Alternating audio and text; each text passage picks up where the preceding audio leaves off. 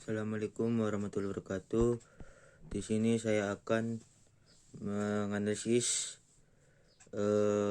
kasus hukum perdata hutang piutang. Sebelum saya menganalisis, saya memperkenalkan diri. Nama saya Munadi Lubis, NIM 2010 10005, Prodi Awal Usasia, Fakultas Syariah dan Ilmu Hukum. Selanjutnya, sini saya akan menganalisis kasus hukum perdata hutang piutang di Indonesia, yang mana cukup sering terjadi, apalagi antara rekan bisnis atau sesama keluarga. Tidak jarang kasus ini bisa melebar kemana-mana, yang justru saling merugikan kedua belah pihak. Hutang piutang memang sangat sensitif dan penyelesaiannya cukup rumit. Meski sudah ada dasar hukum yang jelas, tapi bukan berarti bisa segera menyelesaikan permasalahan tersebut. Pada beberapa kasus bahkan menyelesaikannya dengan cara mempidanakan orang yang berhutang. Tujuannya tentu agar orang tersebut merasa jera dan tidak mengulangi perbuatannya lagi. Pengertian dari hutang sendiri adalah sejumlah uang yang dipinjam dari pihak lain dengan ketentuan harus membayar. Sedangkan piutang adalah aset atau harta yang dipinjamkan kepada pihak lain. Bagi yang ingin lebih memahami lagi mengenai permasalahan ini, mulai dari landasan hukum hingga yang dimana contoh kasus hukum perdata hutang piutang, di sini saya sudah menyiapkan pembahasannya untuk kita semua. Sebelum itu, adapun dasar hukum perdata di Indonesia adalah yang dimana dasar hukum khusus yang mengatur hutang piutang di Indonesia terdapat dalam pasal 1754 KUH Perdata atau Kitab Undang-Undang Hukum Perdata. Sedangkan syarat perjanjian pinjam meminjam dijelaskan selebih rinci di pasal 1320 KUH Perdata. Dalam pasal tersebut dijelaskan setidaknya harus ada 4 syarat saat melakukan perjanjian pinjam meminjam sah di mata hukum. Di antaranya adalah yang pertama, kedua belah pihak sepakat untuk mengikat dirinya pada perjanjian tersebut dengan berkomitmen menepati janji. Yang kedua, memiliki kecakapan membuat perikatan yang resmi. Sebab pada beberapa contoh kasus hukum perdata yang resmi, yang dimana kasus hukum perdata ini memiliki perikatan atau perjanjian yang dibuat masih banyak yang cerah. Yang ketiga, mengenai suatu hal tertentu, memiliki sebab yang halal. Ternyata hutang piutang juga dilindungi hak asasi manusia. Lebih tepatnya adalah pada pasal 19 ayat 2 Undang-Undang Nomor 39 tahun 1999 mengenai HAM atau biasa disebut dengan Undang-Undang HAM. Inti dari pasal tersebut adalah pemilik hutang tidak berhak diadili dan dipenjara karena tidak mampuannya membayar hutang. Sayangnya, tidak semua orang yang memiliki hutang bersikap kooperatif. Oleh sebab itu, pemilik hutang bisa dipidanakan atas dasar pasal 372 KUHP mengenai tindak penggelapan dan pasal 378 KUHP mengenai tindak penipuan. Pada kasus tersebut, hukumnya bisa berubah ke kasus pidana.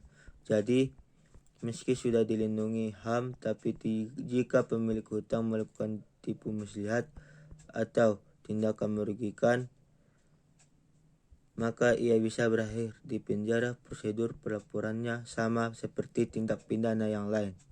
Yang jelas, kita harus memiliki bukti kuat dan kalau perlu mendatangkan berbagai saksi. Hal ini juga berlaku untuk kasus-kasus lainnya agar pelaku bisa dituntut secara pidana. Kasus hukum perdata hutang piutang ini saya angkat kali ini mengenai anak yang menggugat ibu kandungnya. Siti Rokayah sendiri memiliki 6 orang anak. Yang menggugatnya adalah Yani dan suaminya bernama Handoyo. Pada tahun 2001, anak keenamnya meminjam uang ke beberapa saudara akibat hukum tidak membayar hutang di bank. Biduk awal kejadian ini adalah ketika Handoyo memberikan pinjaman kepada ipar tersebut. Pinjaman pertama ia mengirimkan sebesar 21,5 juta rupiah. Kemudian pinjaman kedua ia mengirimkan sebesar 18,5 juta rupiah. Pinjaman tersebut totalnya sebesar 40 juta. Tapi Asep mengaku tidak menerima uang pinjaman tersebut. Pada kasus hukum perdata hutang piutang ini berlanjut dengan Yani mendatangi Siti Rokayah, yang dimana dia menangis meminta ibunya menandatangani surat pengakuan berhutang. Isi dari surat tersebut adalah Siti Rokayah berhutang emas sebesar 101,5 gram dengan nominal 40.274.904. Mengingat harga emas pada tahun 2001 masih sekitar 80.200 per gram. Dalam kasus hukum perdata hutang piutang yang digugat pada tahun 2017 itu, nilai hutang Siti Rokayah mencapai 640.352.000 rupiah. Ditambah lagi Handoyo mengklaim kerugian imaterial. Sebesar 1,2 miliar rupiah. Jadi total tuntutan yang dilayangkan Yani dan Handoyo secara perdata adalah 1,8 miliar rupiah. Padahal jika diselesaikan secara kekeluargaan akan lebih baik.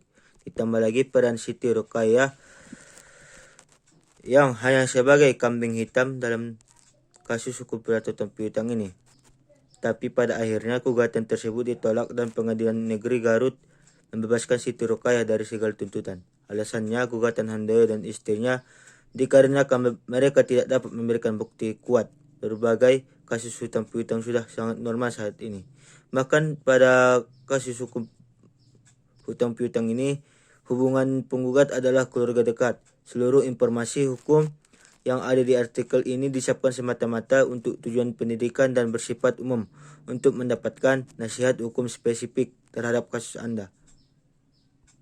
Dikonsultasikan langsung dengan konsultan hukum berpengalaman dengan klik dengan konsultasi di bawah.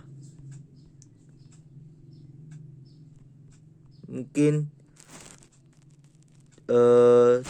sekian dari hasil analisis saya terkait kasus hutang piutang. Mungkin itu saja. Kalau ada salah dari perkataan saya, mohon maaf. Pada Allah saya mohon ampun.